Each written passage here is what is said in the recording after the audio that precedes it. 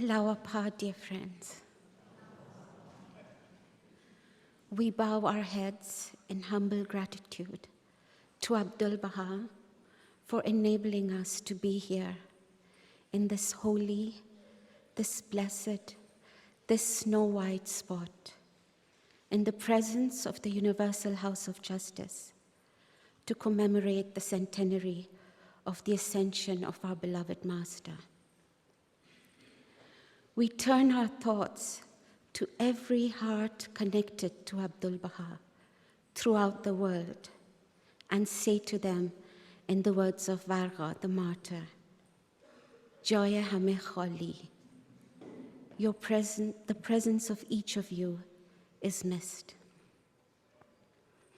When the sun of Bahá set on that fateful May night in 1892, those moments of inconsolable grief, that period of our history known as the supreme affliction, from that anguish of parting with Baha'u'llah, arose the majestic figure of ʻAbdu'l Bahá,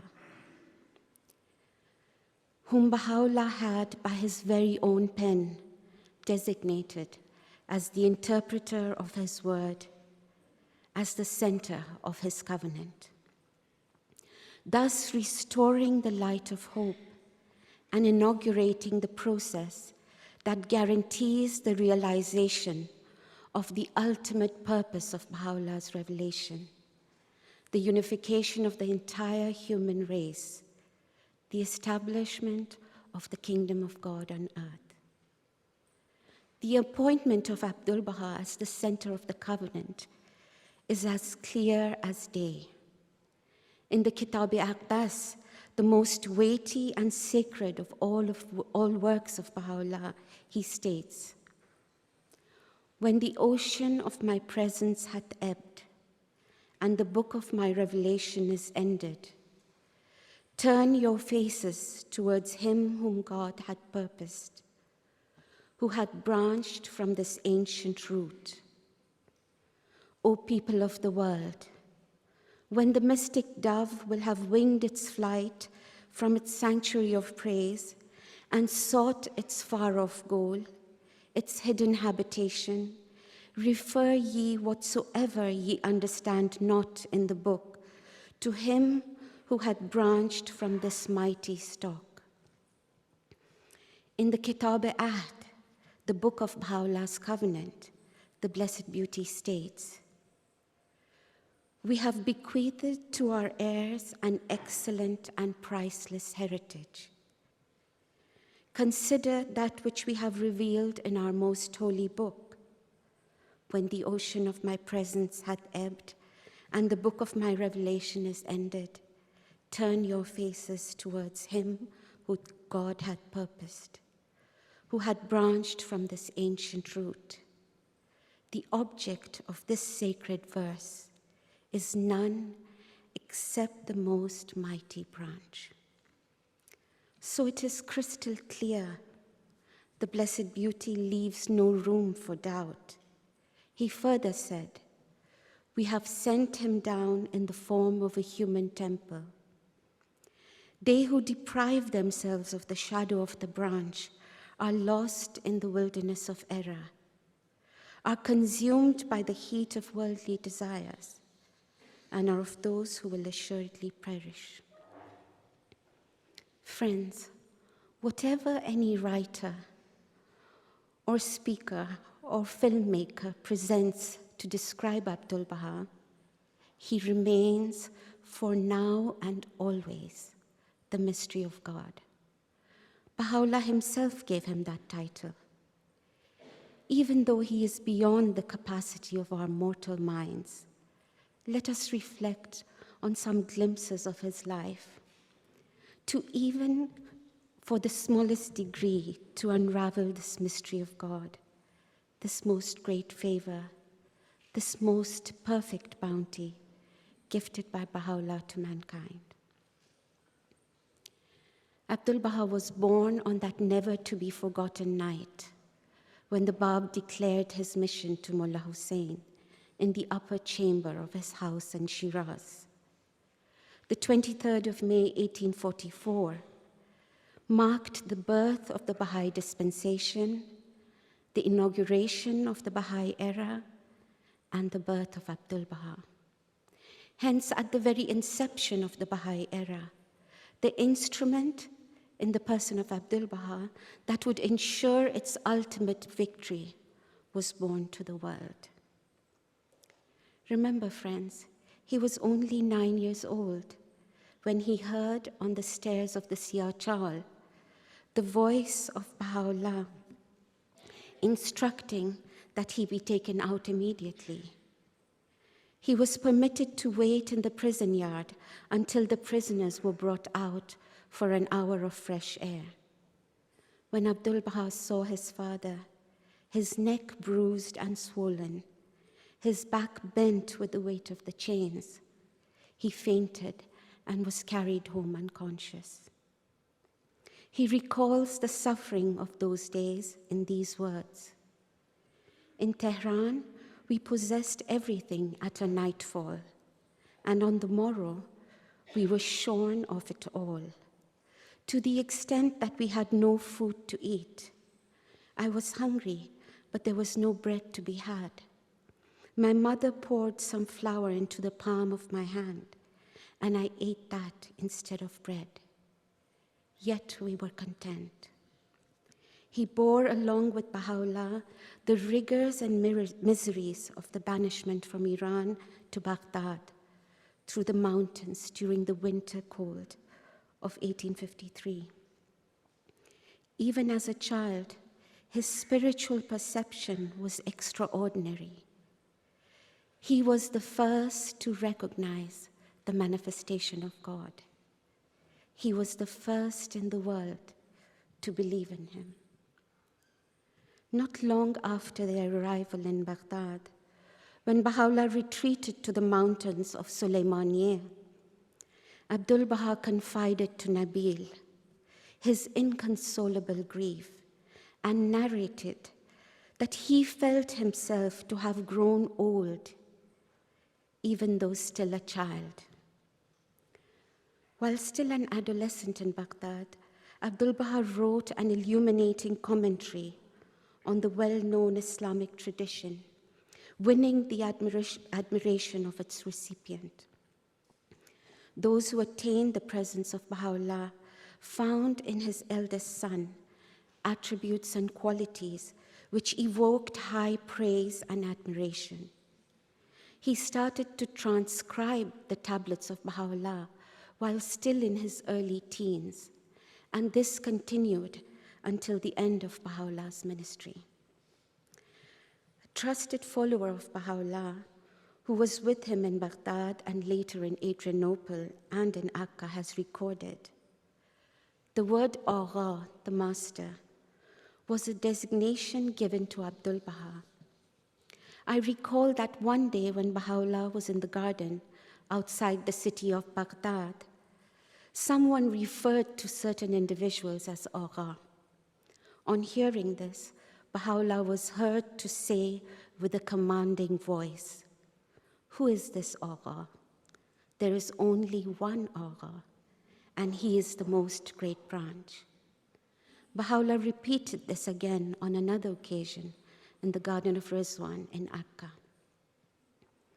When Baha'u'llah was further exiled to Constantinople, Abdul Bahá was a youth of 19, handsome, agile, and in constant service to Baha'u'llah. By the time he was 24, Baha'u'llah began to rely more and more on his beloved son by appointing him on numerous occasions as his deputy, by assigning him the task of transcribing his tablets, by giving him the responsibility of shielding him from his enemies, and by investing him with the task of watching over the needs of the fellow exiles. On arrival in the prison city of Akka in 1868, it was Abdul Bahá who tended to the sick, shielded his father, and faced the scorn of the inhabitants of Akka. He never wavered. His vigil never relaxed.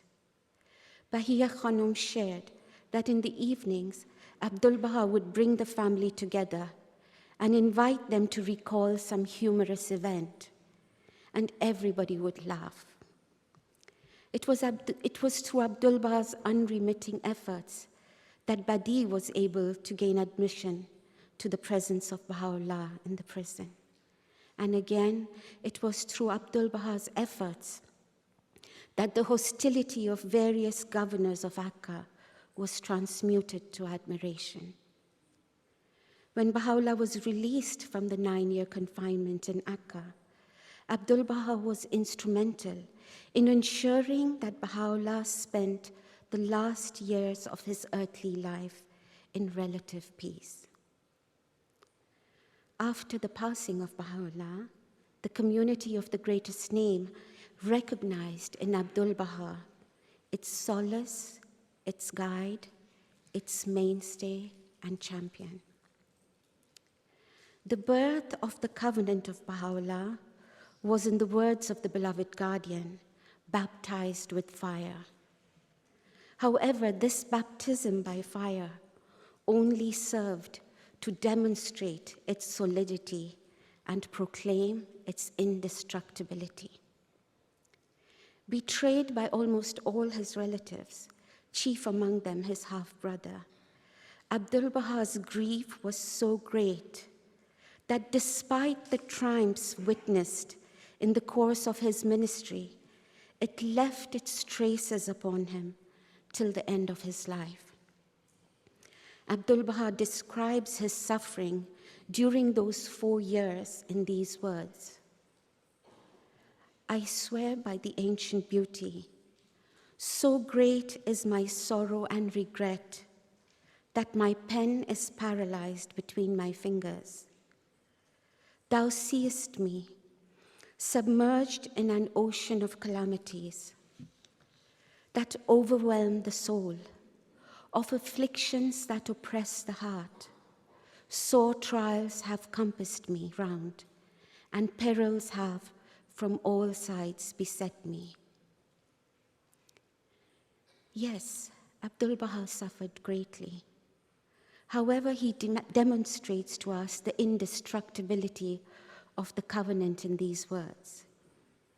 He explains that the tests of every dispensation are in proportion to the greatness of the cause. And as the covenant is without parallel and unique to the dispensation of Baha'u'llah, the tests it faces are proportionately more severe. He further explains that those who are weak in faith waver. However, the firm remain steadfast. He refers to those who violate the covenant as the foam of the ocean. The foam is an inseparable part of the ocean. And in his own words, this foam of the ocean shall not endure, and shall soon disperse and vanish, while the ocean of the covenant shall eternally surge and roar. And on another occasion, referring to the actions of those who oppose the covenant. But this action of theirs is of no consequence. It is a mirage and not water, foam and not sea, mist and not cloud, illusion and not reality. Despite the enormous difficulties caused by his immediate family and those who joined hands with them, Abdul Bahá continued to labor tirelessly. Not for a moment did he rest, nor did he allow their imaginations to distract him from his service to Baha'u'llah. Baha'u'llah had entrusted Abdul Bahá with the most difficult task of the transfer of the remains of the Bab from Tehran to Mount Carmel. Abdul Bahá himself describes the safe transfer of the remains, the construction of a befitting mausoleum, and the final interment with his own hands in their permanent resting place was one of his paramount duties. We know the story of how he overcame the challenges to purchase the piece of land that would serve as an access route to the site. At one point of the negotiations, there seemed to be no solution. Abdu'l-Bahá said, "One night, I was so hemmed in by my anxieties that I had no other recourse than to recite and repeat over and over again a prayer of the Bab which I had in my possession, the recital of which greatly calmed me." He later spoke of what eventuated.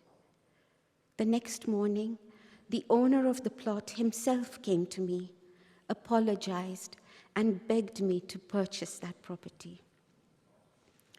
During this especially difficult time, only a year after the passing of Baha'u'llah, Abdu'l-Bahá, in a verse he revealed, foreshadowed the establishment of the cause in the North American continent. It was Abdu'l-Bahá himself who testified that the establishment of his father's faith in North America is ranked as the most outstanding objective of his ministry. He subsequently addressed to the American Baha'i community his tablets of the divine plan, investing America with spiritual primacy and singling it out for the world mission of planting the banner of the faith in all continents, countries, and islands of the globe. Right from the early years of his ministry, letters poured in from the East and the West. His days are described in these words: comfort and peace had become impossible. The few hours of rest and relaxation that had previously been available to him now became completely out of the question. During these times, Abdu'l-Bahá wrote to one of the believers,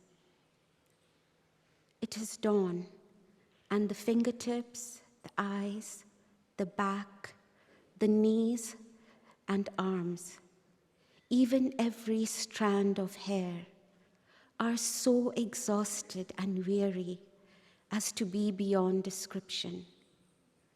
From sunset till now, this pen has been in motion, and therefore consider and judge with fairness the intensity of love with which Abdu'l-Bahá's heart is connected with those of the friends of God.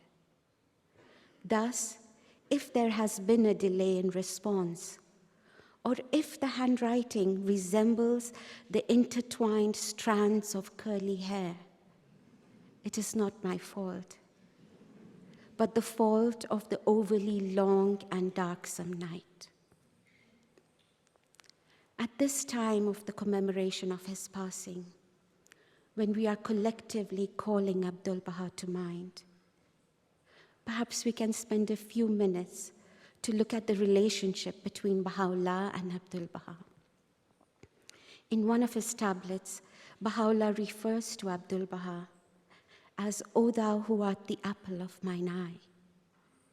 In a prayer revealed in Abdu'l-Bahá's honor, Baha'u'llah supplicates, "Thou knowest, O my God, that I desire for him not except that which thou dost desire, and have chosen for him no purpose save that which thou hast intended for him. Render him victorious, therefore, through thy hosts of earth and heaven." In the tablet of the land of Bahá, revealed on the occasion of Abdu'l-Bahá's departure from Akka to Beirut, Baha'u'llah thus describes his separation from his beloved son. "Praise be to him who hath honored the land of Bahá through the presence of him around whom all names revolve.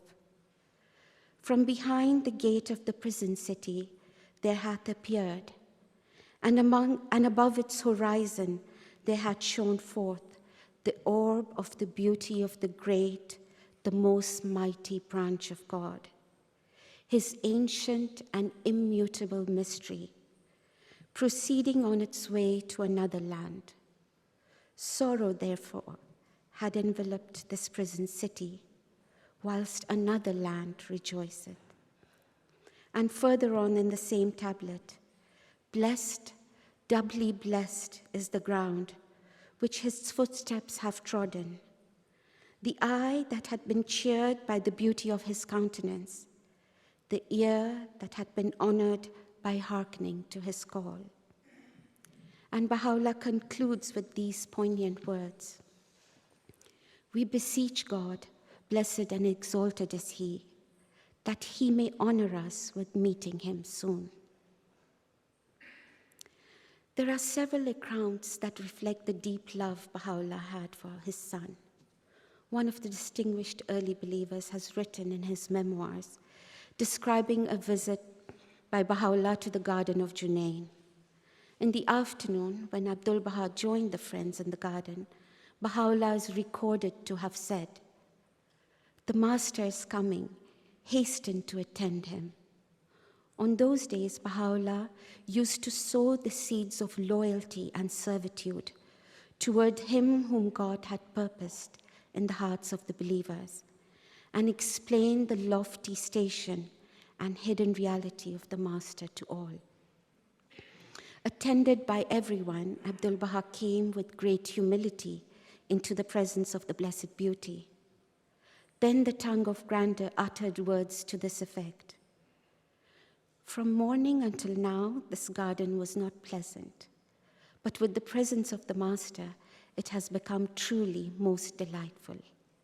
Then turning to the Master, he remarked, "You should have come in the morning." Abdul Bahá responded, "The governor of Akka and some residents had requested to meet with me. Therefore, I had to receive and entertain them." Baha'u'llah, with a smiling face, said, "The Master is our shield. Everybody lives here in the utmost comfort and peace. Association with the outside people as these is very, very difficult. It is the Master who stands up to everything and prepares the means of comfort for all the friends. May God protect him from the evil of the envious and the hostile." We recognize that the most great characteristic of Baha'u'llah's revelation is the appointment of the center of the covenant. In order to ensure the continued progress of the cause of God, after his ascension, Baha'u'llah ordained the instrument of the covenant and invested it with indisputable authority. Abdul Bahá describes the power of the covenant as the pivot of the oneness of mankind, as the heat of the sun that promotes the development of all created things, and that it shall heat every freezing soul, that the light of the covenant is the educator of the minds, the spirits, the hearts, and the souls of men, and shall bestow light upon everything that is dark. That one who resolutely promulgated the covenant, should he be as insignificant as an ant, would be able to drive away the elephant from the arena.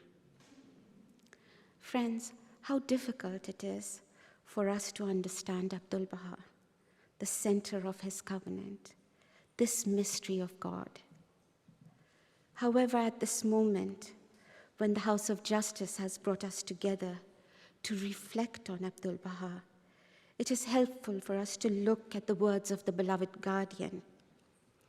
He affirms in the Kitab-e-Aqdas, the Kitab-e-Ahd, and the Surah of Ghusl that these invest Abdul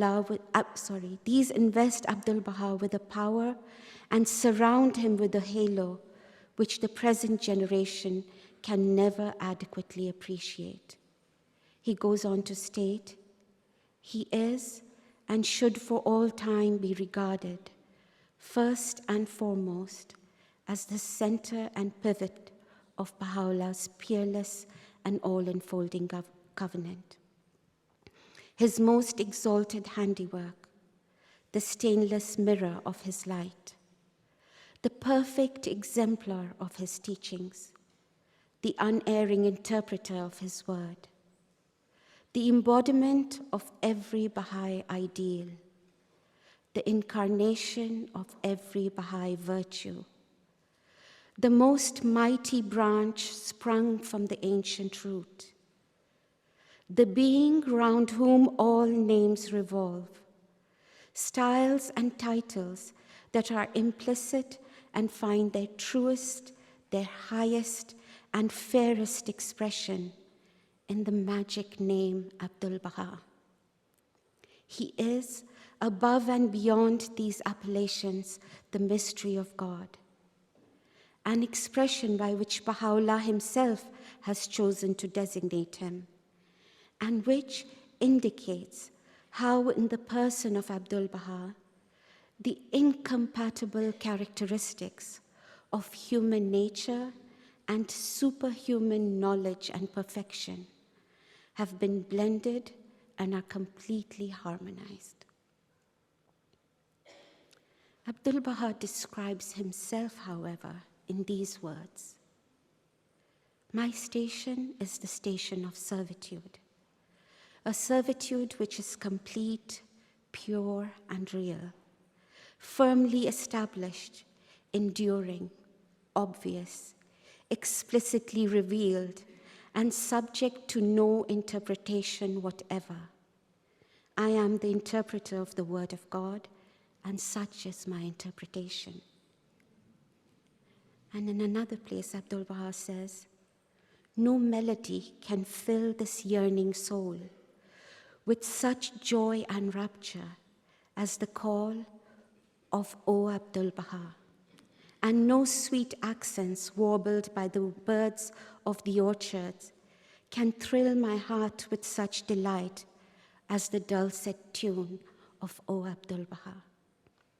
This melody causeth my heart to leap with joy, and these wondrous words fill me with blissful rapture, but only on condition that the name be accompanied by no other epithets of praise, and paired with no other titles. The designation should be Abdul Bahá alone, for it to bestow boundless joy upon my heart and soul. This is my qualification and my station. This is my title and my glory. And this indeed is my highest aspiration throughout eternity." It is clear to us that we cannot separate the person of Abdul Bahá from his servitude to Baha'u'llah. Abdul Bahá exemplified his revelation. On the one hand, he attained the peak of the highest mountain. The height to which he attained is impossible for us to reach. But at the same time, he chose for himself the station of servitude. And this is what we can strive for, to attempt to achieve the valley of servitude. In some ways, it is easy for us to understand why Baha'u'llah called him the mystery of God. He is so lofty and grand, and at the same time, so lowly and humble. We cannot even come close to being that incarnation of every Baha'i virtue. But we have to try to achieve this lowliness, this servitude. How can we strive to follow the perfect exemplar? Not just as individuals, but as families, as institutions, as communities. Abdul Bahá answers these very questions in his tablet of visitation, which we know, when recited with lowliness and fervor, will be even as meeting him face to face. In the tablet, we find ourselves standing at his door and beseeching him, saying, "Lowly and tearful, I raise my suppliant hands to thee. Graciously look upon thy servant, humble and lowly at thy door. Lord, he is a poor and lowly servant of thine. Give me thy grace to serve thy loved ones. Strengthen me in my servitude to thee. Help me to be selfless at the heavenly entrance of thy gate. Lord, give me to drink from the chalice of selflessness. With its robe clothe me, and in its ocean immerse me. Make me as dust in the pathway of thy loved ones. Friends, Abdu'l-Bahá wishes for us not only service to Baha'u'llah, but desires for us to be in a state of servitude to the Blessed Beauty. And perhaps not just mere selflessness, but a selflessness that is so complete and all-encompassing that we are immersed in the ocean of selflessness, that we become manifestations of selflessness and utter nothingness. From our prayers for protection, we are repeatedly reminded, and they help us to realize that the greatest protection for our soul is the protection from self. To be protected from the promptings of self, that insistent self poses the greatest danger to us. And instead we are urged to strive to become oblivious of self. Today, when there is so much conflict, so much war and suffering, and Abdu'l-Bahá reminds us that all this belongs to the material world, our work for the advancement of the cause is completely different. He says, his cause, the cause of Baha'u'llah, belongeth not to the material world. Its only army is the love of God. Its one crusade is against the insistent self. Its victory is to submit and yield, and to be selfless is its everlasting glory. Hence, as the army of God, to strive to achieve lowliness is our ultimate victory. As we reflect on the life of the beloved Master, we see that he endured suffering right from his childhood. He turns to us with these words, O thou who art steadfast in the covenant, now ye as well must certainly become my partners in some slight degree and accept your share of tests and sorrows. But these episodes shall pass away, while that abiding glory and eternal life shall remain unchanged forever. Moreover, these afflictions shall be the cause of great advancement.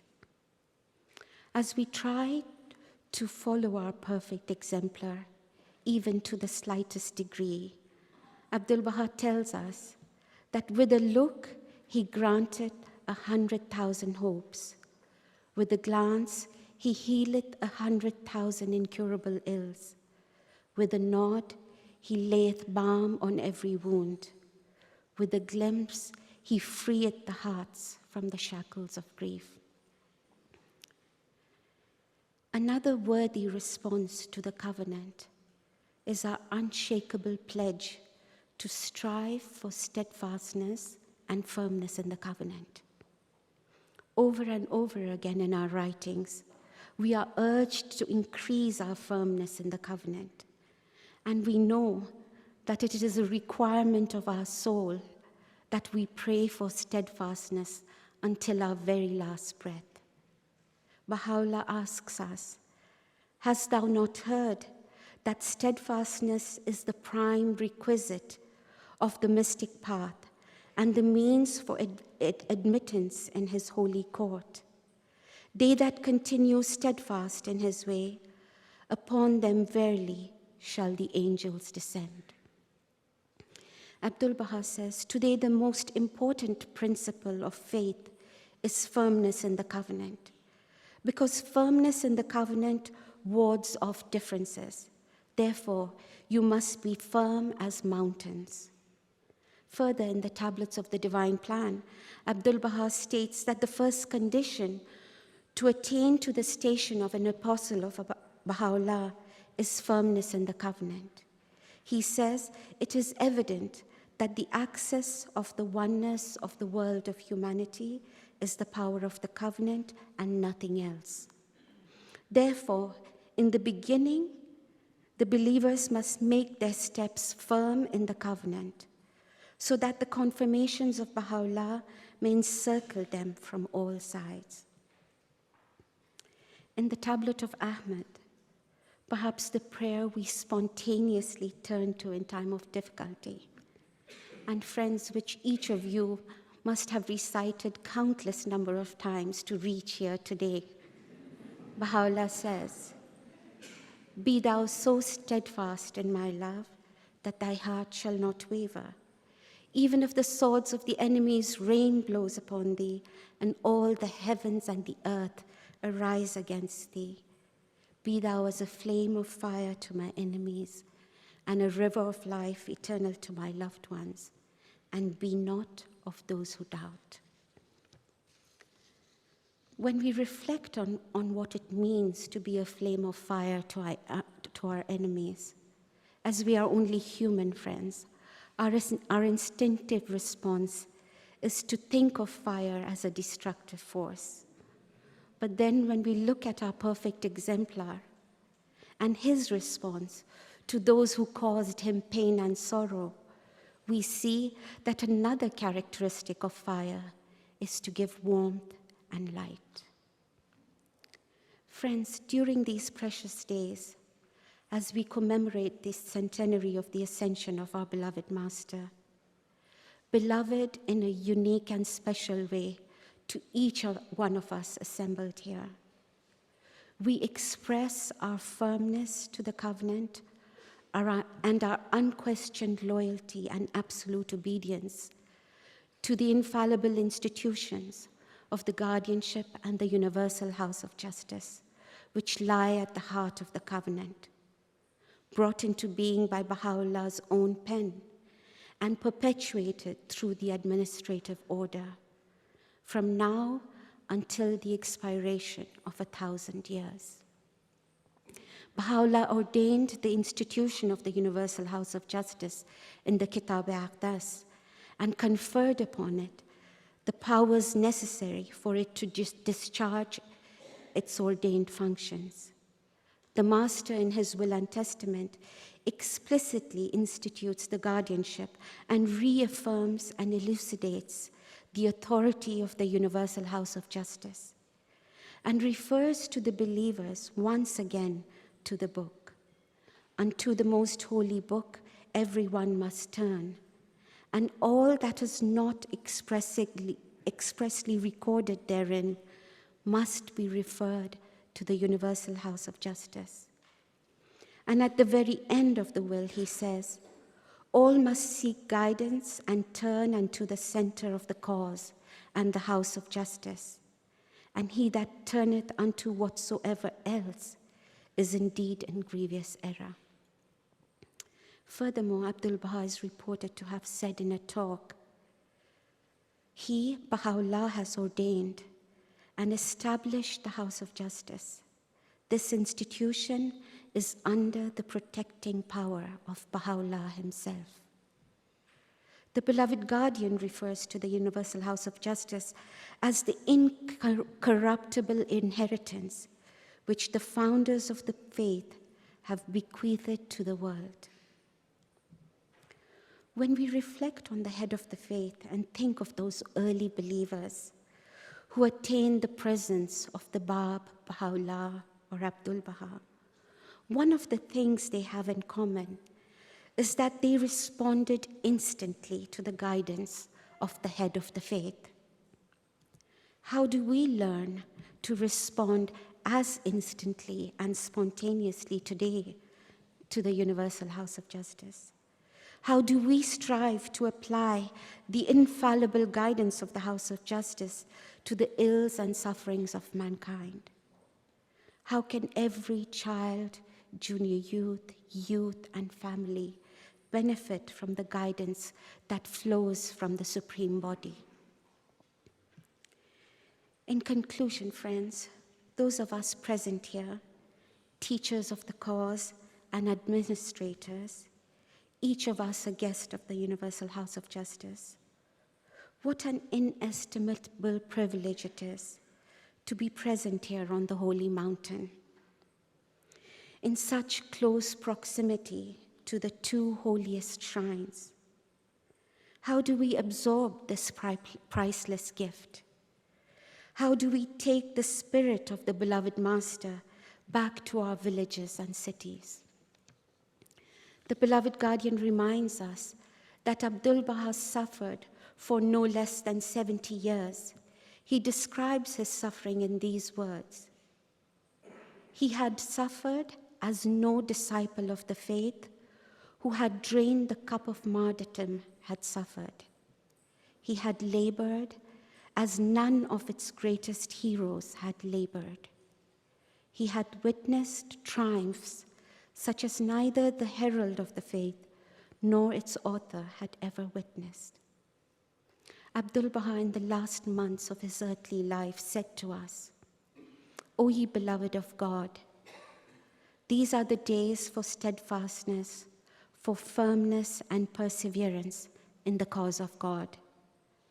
The friends of God must arise with such steadfastness that if at any moment 100 souls like Abdu'l Bahá become the target for the arrows of affliction, they will not shift or waver in their resolve, their determination, their enkindlement, their devotion and service to the cause of God.